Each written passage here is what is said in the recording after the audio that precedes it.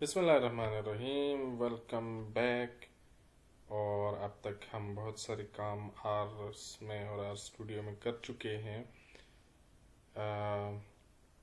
जिनमें हमने आर क्या है, आर स्टूडियो क्या है, हम उसमें कुछ बुनियादी चीज़ें किस तरह से करते हैं, वेरिएबल्स किस तरह से डिफाइन करते हैं, डिफरेंट टाइप्स कौन सी हैं डेटा की, उसके स्ट्रक्चर्स क्या हैं, स्क्रिप्ट कैसे लिखते हैं, और फिर हम जब कोई किसी किस्म का डेटा अपने यहाँ सेव कर सकते हैं तो उसके बारे में ज़्यादा जान कैसे सकते हैं, उसकी लेंथ कितनी है, उसकी स्ट्रक्चर क्या है, वगैरह वगैरह। ये अब हम देख चुके हैं अब तक।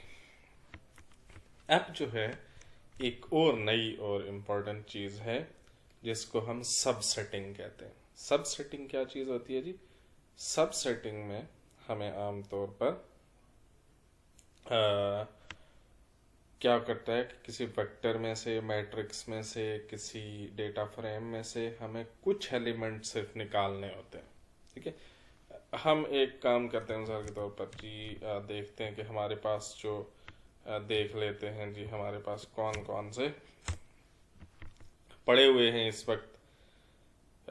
वेरिएबल्स हमें पता चल रहा है, एज है, असलम है, क्लास डेटा के नाम से एक है, माई मैट्रिक्स है, प्राइस है, रोल नंबर्स हैं, वगैरह वगैरह। ये चीज़ें इस वक्त हमारे पास पड़ी हुई है। इसमें से मिसाल के तौर पर मैं देखता हूँ कि ये जो एज का वेरिएबल है ये क्या है। ठीक है, तो मुझे पता चलता है कि एज में हमारे पास इसमें 3 वैल्यूज हैं, 21, 22, 20। ठीक है, अच्छा, ये हो सकता है कि ये 21, 22, 20 हैं, ये 3 वैल्यूज हैं। किसी में हो सकता है 10 वैल्यूज हों वेक्टर में, हो सकता है किसी में 100 हों, हो सकता है किसी में 1000 हों, हो सकता है किसी में 1,00,000 हों। तो आप इसमें से कोई भी पर्टिकुलर वैल्यू निकाल के ला सकते हैं। ठीक है, अब ये देखें, मिसाल उसके लिए क्या करते हैं हम, ये स्क्वायर ब्रैकेट्स या जिनको आप उर्दू में बड़ी ब्रैकेट्स कहते हैं वो इस्तेमाल करते हैं। ठीक है, ये काम किस तरह से किया जाता है कि वो वेक्टर जिसमें से आप कोई एलिमेंट निकालना चाहते हैं उस वेक्टर का नाम लिखते हैं, हमारे केस में एज, फिर ये स्क्वायर ब्रैकेट्स, और आप उसे बताते हैं कि कितने नंबर वाला उसमें से एलिमेंट आपको चाहिए। ठीक है, मैं उसे कहता हूं कि उसमें जो पहला एलिमेंट है वो दिखा दे, 1 लिखूंगा। अब ये 1 क्या है, ये से बता रहा है कि इसमें जो 3 एलिमेंट्स हैं ना, वो कौन कौन से एलिमेंट्स हैं, 21, 22, 20। उसमें से जो पहले वाला है ना वो निकाल के ले आओ। तो जो ही मैंने किया तो आप देखते हैं कि इसने क्या किया है, उसको कर दिया है 21 कर दिया है। 21 आप देख लें, यहाँ पे इसका पहला एलिमेंट 21 ही है। अच्छा, अब मैं कहता हूँ कि ये जो एज वाला हमारे पास वेक्टर है, इसमें से इसका तीसरा एलिमेंट निकाल के लाओ। ठीक है, तो मैं लिख देता हूँ 3। अब ये देखें, तीसरा इसने निकाल के ले आया जो कि 20 है। ठीक हो गया। अच्छा, यूं भी हो सकता है कि मैं इसे कहूं कि एक रेंज लेकर आ जाओ। ठीक है, और वो रेंज क्या होती है, रेंज होती है जी, मिसाल के तौर पर हम इसे कहते हैं कि जो एज वाला है ना वेक्टर, उसकी वैल्यू नंबर 2 से लेकर 3 तक लेके आ जाओ। ठीक है, तो ये हमें क्या निकाल के, उसने 2 से लेकर 3 तक वैल्यूज को उठा के ले आया। अब जो कि हमारे पास हैं ही 3, तो आप इस तरह से इसके साथ मुख्तलिफ काम कर सकते हैं। ठीक है, अच्छा, हम यहाँ समझने के लिए क्या करते हैं कि एक थोड़ा सा हम और नया वेरिएबल डिफाइन करते हैं जिसमें थोड़ी सी ज़्यादा वैल्यूज डालते हैं। ठीक है, अच्छा, से हम डालते हैं जी 10, 20, 25, ओके जी, हम 30, 40, 55, 65, 80, 90, 95, 99, हम कुछ भी एक वेरिएबल हम एक्स के नाम से डिफाइन कर लेते हैं।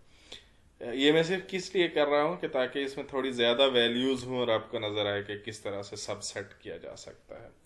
अब मैं कहता हूँ कि ये जो x में से मुझे इसका से पांचवा एलिमेंट चाहिए, तो मैं लिखूंगा वेरिएबल का नाम स्क्वायर ब्रैकेट्स 5। ठीक है। अच्छा, इसमें से तो ये इसने मुझे निकाल के दिखा दिया है 40। ये देखें 1 2 3 4 और ये पांचवा एलिमेंट है, इसने मुझे निकाल के दिखा दिया है। अच्छा, अब मैं हो सकता है इसे कहूं कि अच्छा मुझे ना x में से एलिमेंट नंबर 2 से लेकर 6 तक जितने भी हैं वो निकाल के दिखा दो। इसने 2 से 6 तक निकाल के दिखा दिए हैं। दूसरा है 20, उसके बाद 25, उसके बाद 30, उसके बाद 40, उसके बाद 55। ठीक है जी। अच्छा, एक और काम आप कर सकते हैं सबसेटिंग में, वो ये होता है कि आप उसे कहें कि शुरू वाले 5 या शुरू वाले 5 या आखिर वाले 5 निकाल के दिखा दो। ठीक है। उसके लिए आप क्या करते हैं, उसके लिए ये स्क्वायर ब्रैकेट्स नहीं, फिर हम क्या यूज करेंगे जी, टेल। ठीक है। कौन सा वेरिएबल x और टेल की कौन सी 3 वैल्यूज निकाल के दिखा दो। तो इसने क्या किया है, ये देखो टेल की जो 3 वैल्यूज थी 90 95 99 वो निकाल के दिखा दी। ठीक है। अगर मैंने शुरू वाली करनी हूं, ठीक है, तो उसको क्या करते हैं, हेड, सही है, और हम उसके आगे वेरिएबल का नाम और फिर कितनी वैल्यूज चाहिए 5 शुरू वाली मैंने कहा। ये किस तरह से है, मैं इसे कह रहा हूं कि जो x नाम का वेरिएबल है उसकी पहली 5, हेड का मतलब है पहली, और ये 5 मैंने स्पेसिफाई कर दिया है कि कितनी, पहली कितनी 5, इसने कहा है कि वो निकाल के ले आओ। ठीक है। अच्छा, ये निकाल के ले आना ही काफी नहीं होता, आप इसको बाज़ औक़ात सेव भी करते हैं। ठीक है। मिसाल के तौर पर ये वेरिएबल x जो है, आप ये यूं समझें कि ये वेरिएबल जो किसी स्टूडेंट के नंबर्स है, फर्ज कर लें। ठीक है। मार्क्स है। ठीक है जी। तो ये मार्क्स जो हैं वो असेंडिंग ऑर्डर में लिखे हुए हैं। ठीक है। तो ये किसी क्लास के बच्चों के मार्क्स हैं, एक के 10 हैं, 20 हैं, 25 हैं, 30 हैं, और जो टॉप वाले मार्क्स हैं वो ये 90 95 और 99 हैं। तो मैं एक वेक्टर में पूरी क्लास के लिखे हुए हैं और मैं उनमें से सिर्फ टॉप वाले 3 निकालना चाहता हूँ। ठीक है। ये एक सिनेरियो बता रहा हूँ। तो मैं चाहता हूँ कि वो जो निकले फिर वो एक नए वेरिएबल में सेव भी हो जाए। वो मैं क्या करूँगा जी, top_3। ठीक है। इसके नाम से एक मैं वेरिएबल डिफाइन करता हूँ, और उस वेरिएबल में मैं क्या कर रहा हूँ जी, कि ये देख लें, टेल x3। ठीक है। अब ये क्या किया है, ये जो काम पहले टेल x3 के जरिए हमने निकाला था, और इसने सिर्फ अब ये वैल्यूज उसने top3 नाम के एक वेरिएबल में सेव कर दी हैं। अगर आप इस top3 को निकाल के देखें तो आपको नजर आ रही है। ठीक है। आप कोई वेरिएबल से y यूज करना चाहते हैं, ठीक है, आप कोई वेरिएबल y यूज करना चाहते हैं और उसमें आप डाल देते हैं जी इसकी जो हमारा वेरिएबल x है उसकी वैल्यू नंबर 4 से लेकर 8 तक, तो वो सेव हो गए। अब अगर आप y को प्रिंट करके देखेंगे तो वो जो वैल्यूज हैं वो उसमें आ जाएंगी। तो ये है जी वेक्टर्स की सबसेटिंग। ठीक है। इसमें जो कुछ मजीद एडवांस चीजें हैं वो फिलहाल हम डिस्कस नहीं कर रहे, मे बी लेटर किसी स्टेज पर हम उसको देखेंगे। अच्छा, ये तो हो गया वेक्टर का मामला। अब सवाल ये पैदा होता है कि आप जो मैट्रिसेस हैं या जो डेटा फ्रेम्स हैं उनमें से भी सबसेटिंग कर सकते हैं या नहीं कर सकते।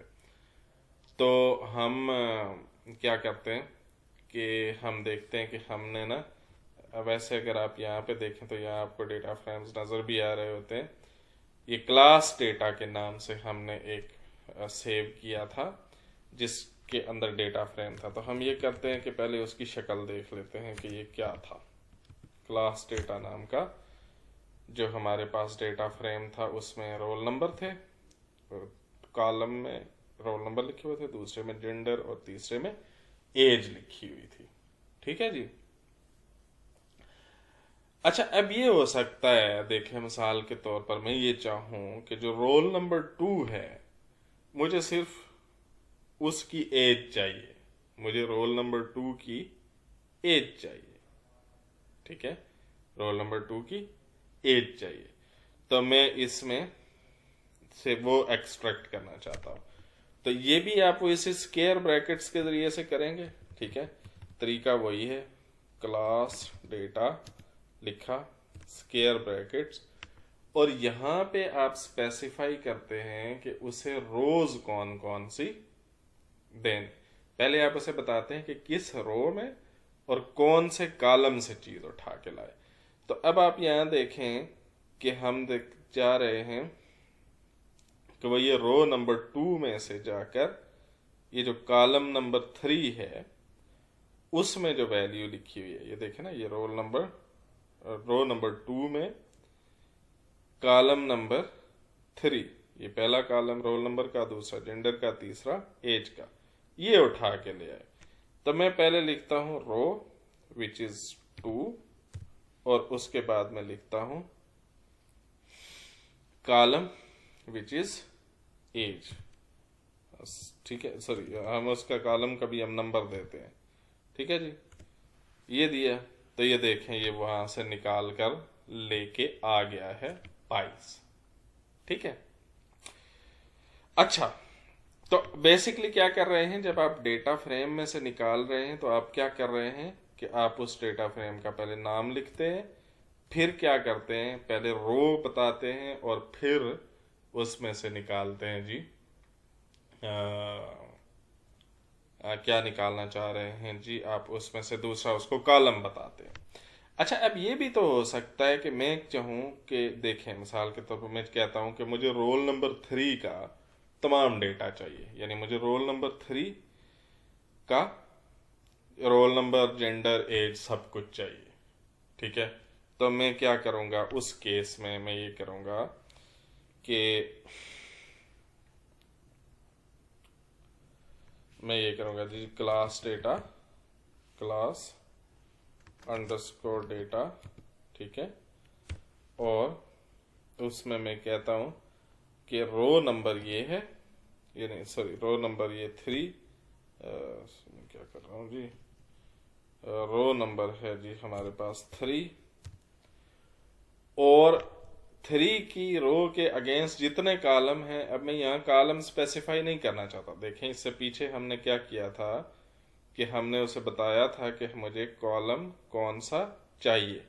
मैंने इसे कहा था कि रो 2 है और कॉलम नंबर 3 है। अब मैं चाहता हूं कि सिर्फ रो बताना चाहता हूं, कॉलम सारे के सारे मुझे चाहिए। जब मुझे सारे के सारे चाहिए तो मैं उसमें कुछ भी नहीं लिखता, मैं उसे खाली छोड़ देता। अब देखना ये क्या करेगा। इसने क्या किया, ये जो रो नंबर 3 में बंदा था उसके तीनों कॉलम्स का वो डेटा उठा के ले आया।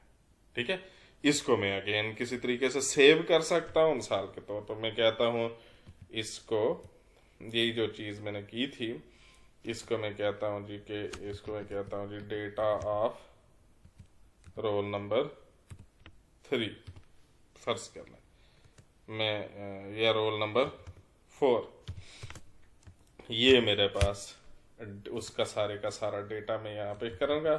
और ये मैंने कहाँ से लिया जी, क्लास डेटा वाले वेरिएबल में से जाके सबसेट किया। कैसे कि रो नंबर 3 और कॉलम कोई भी नहीं डाला मैंने, तो ये अब उसने निकाल के दिया। ठीक है, अब अगर आप इसे प्रिंट करके देखें डेटा ऑफ रोल नंबर 4, तो इसने मुझे निकाल के दिखा दिया है वही वाली चीज।